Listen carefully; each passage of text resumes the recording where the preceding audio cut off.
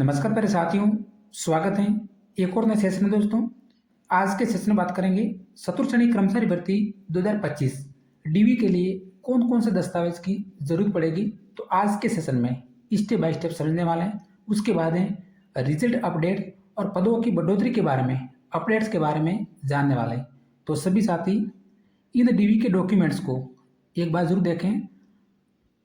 Fourth grade में जो आपके डीवी के लिए लगभग 89,000 स्टूडेंट्स को हैं जो कि बुलाया जाएगा। 89,000 के आसपास से, यानी 88,080 स्टूडेंट्स हैं जो डीवी के लिए सेलेक्ट होंगे। अगर आपकी रैंक जो भी अभ्यर्थी फोर्थ ग्रेड में है, जिस दिन हमारा रिजल्ट जारी होगा तो उस दिन आपकी जो भी रैंक बनने वाली है 89,000 के अंतर्गत, अगर आपकी रैंक बनेगी तो आपके पास 2 से 3 दिन के अंदर डीवी का कॉल है जो कि जरूर मिलेगा 89,000 के अंतर्गत। पहले हम बात करते हैं प्रथम महत्वपूर्ण जानकारी है वो है प्रमाण पत्र आवेदन में भरी जानकारी के अनुसार सही होने चाहिए। सर्वप्रथम ये 3 बातें जो कि देखते हैं। एक तो आपका आवेदन पत्र जो कि आप एसओ से डाउनलोड कर सकेंगे। उसके बाद है आपका नाम और जन्म तिथि और कैटेगरी, दूसरे नंबर पर यह आपके देखी जाती है।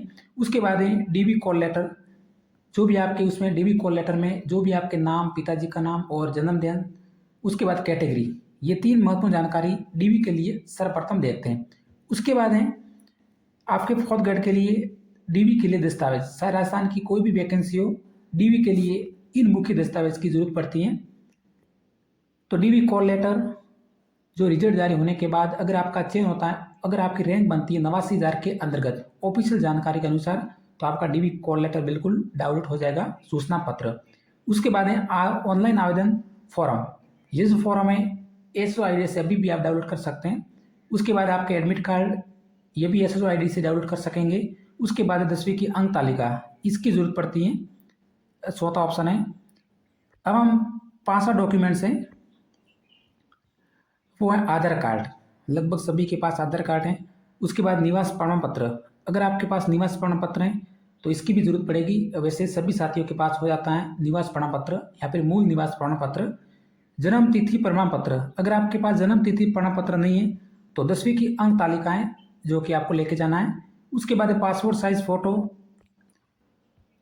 पासपोर्ट साइज फोटो के बाद है जाति प्रमाण पत्र। यहाँ से आपको एक बात ध्यान रखनी है, जाति प्रमाण पत्र SC ST OBC और MBC थोड़ा सा पुराना है तो भी चल जाएगा, क्योंकि उसमें आपके अगर टोकन नंबर है तो कोई दिक्कत नहीं। वर्तमान में मूल निवास प्रमाण पत्र और जाति निवास प्रमाण पत्र, इसमें आपके टोकन नंबर है जो कि देखे जाते हैं। उसके बाद है OBC MBC के लिए नॉन क्रीमिलियर NCL प्रमाण पत्र, ये आपके नवीन होना चाहिए। नवीन थोड़ा सा पुराना है तो भी चल जाएगा, क्योंकि ये आपके डॉक्यूमेंट्स हैं वो ऑनलाइन देखेंगे। उसके बाद EWS प्रमाण पत्र यदि लागू हो, लगभग EWS प्रमाण पत्र इसकी जरूरत पड़ेगी आपको, और इसमें आपके ऑब्जेक्शन भी उठाते हैं तो बिल्कुल आपको ध्यान रखना है। जो भी अभ्यर्थी EWS प्रमाण पत्र अगर आपके लागू हो रहा है तो यह तैयार रखना है। क्वेश्चन हम अब देखते हैं विशेष श्रेणी अभ्यर्थियों के लिए। बाद में हम कट ऑफ्स के बारे में भी चर्चा करके बता दूंगा। अगर आपका यही स्कोर बनना है तो डीवी केवल बिल्कुल आपका हो जाएगा। विशेष श्रेणी यदि लागू है, TSP एरिया के लिए दिव्यांग प्रमाण पत्र, उसके बाद पूर्व सैनिक प्रमाण पत्र, यह आपके नॉन क्रिमिनल मतलब नॉन TSP के नहीं है, केवल TSP एरिया के लिए। उसके बाद विधवा तलाकशुदा, लगभग सभी का चयन हो जाएगा तो ये आपको सर्टिफिकेट ध्यान रखना है।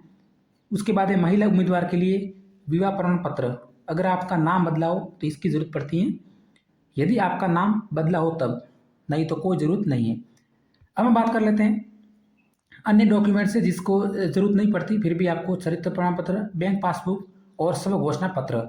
स्व घोषणा पत्र कभी कभी आपके डीवी के लिए मांगते हैं, स्व घोषणा पत्र जो वहाँ से एक फॉर्म देते हैं। उसके बाद है पदों का वर्गीकरण। अब आपके पदों के वर्गीकरण के बारे में हमने पहले भी आपको बताया था। फिर आपको डीवी के लिए किस तरह से बुलाया जाएगा यह जानकारी हम प्राप्त करते हैं।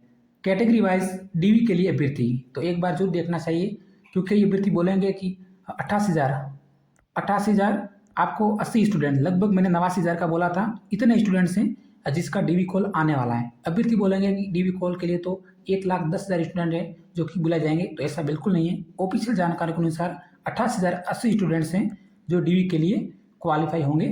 तो उसमें आपके सामान्य कैटेगरी 37,400, सामान्य कैटेगरी से इतने स्टूडेंट्स को बुलाया जाएगा नॉन टीएसपी के लिए। एससी कैटेगरी के लिए 14,000 हैं। उसके बाद है MBC OBC category 18,852 all Rajasthan से बुलाए जाएंगे, न कि शिफ्ट वाइज। एमबीसी कैटेगरी के लिए 4,894 और ईडब्ल्यूएस कैटेगरी के लिए 10,167 अभ्यर्थी हैं, जिसका डीवी कॉल है जो कि आने वाला है, प्रथम डीवी कॉल।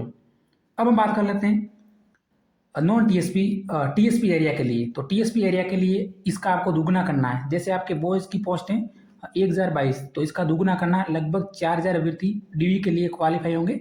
उसके बाद है सामान्य में 839 का दुगुना, एसटी कैटेगरी 1,637 है, एसटी कैटेगरी 450 का दुगुना, क्योंकि मैंने इसका दुगुना नहीं किया है तो ये आपके डीवी कॉल बिल्कुल आने वाला है। एससी कैटेगरी और एससी कैटेगरी जो भी टीएसपी से हैं, तो आप देख सकते हैं वे अभ्यर्थी हैं जो कि डीवी के लिए कॉल आने वाला है।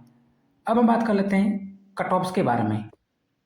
तो प्यारे साथियों, वैसे कट ऑफ्स के बारे में मैंने कई वीडियो बनाए, फिर भी मैं आपको बता देता हूँ। अगर टीएसपी में बात करूँ तो टीएसपी में जो भी डाइवर्स कैटेगरी हैं, विधवा हैं, तो उसके लिए सभी का चयन होने वाला है। और टीएसपी में अगर मैं दिव्यांग की बात करूँ तो अगर आपका स्कोर 50 क्वेश्चन से 55 क्वेश्चन तक बन रहा है तो बिल्कुल सेफ स्कोर बनता है और इससे थोड़ी सी कट ऑफ्स कम भी जा सकती है। उसके बाद है अगर हम नॉन टीएसपी में एससी एसटी की बात करूँ, एससी एसटी में काट पीट के अगर आपके बॉयज़ की बात करें तो 65 क्वेश्चन अगर बन रहे हैं और जैसे जैसे 65 क्वेश्चन से ज़्यादा बन रहे हैं तो बिल्कुल आपका सिलेक्शन का स्कोर बढ़ रहा है। अगर फीमेल की बात करें तो लगभग 60 क्वेश्चन के आसपास अगर आपके काट पीट के सही हो रहे हैं एससी एसटी में तो बिल्कुल सेफ स्कोर है। उसके बाद है अगर हम ईडब्ल्यूएस कैटेगरी की बात करें तो ईडब्ल्यूएस कैटेगरी में 68 प्लस क्वेश्चन बिल्कुल आपके बनने चाहिए। 68 प्लस क्वेश्चन गर्ल्स के लिए, बॉयज़ के लिए 17 क्वेश्चन अगर आपके काट पीट के बन रहे हैं तो बिल्कुल डीवी कॉल है जो कि आने वाला है। उसके बाद है सामान्य कैटेगरी और ओबीसी कैटेगरी, तो ज़्यादा अंतर नहीं रहने वाला है। सामान्य कैटेगरी और ओबीसी कैटेगरी कट ऑफ से 2 से 3 क्वेश्चन का अंतर रह सकता है। तो अगर आपके ओबीसी कैटेगरी में फीमेल की बात करें तो 17 से 72 प्लस अगर आपके स्कोर बन रहा है तो बिल्कुल सेफ स्कोर है। और बॉयज़ की बात करें तो 72 से 74 प्लस आपका स्कोर बन रहा है तो बिल्कुल डीवी कॉल है, आपका हो जाएगा। और सामान्य कैटेगरी में अगर हम बात करें तो 75 से 78 प्लस आपका स्कोर है जा सकता है। बाकी प्रत्येक सीट वाइज आपको बोनस अंक से फायदा मिल सकता है। तो जो भी जानकारी थी प्यारे साथियों बताने की पूरी कोशिश की।